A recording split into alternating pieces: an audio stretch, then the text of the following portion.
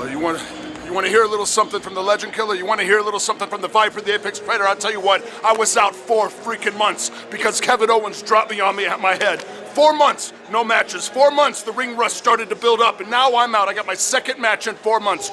Beat Carmelo Hayes 2 weeks ago. Now I'm out there with Drew McIntyre, of all people, and Kevin Owens wants to stick his nose in my business. Now the match is set. Owens, Orton, WrestleMania, pile driver versus punt kick. But he is just only going to nip away at me until I kick him so hard come the day on WrestleMania, grandest stage of all, I am gonna send his head clear over the freaking roof. Just wait and watch. Night 1, WrestleMania 41. Kevin Owens, your ass is mine.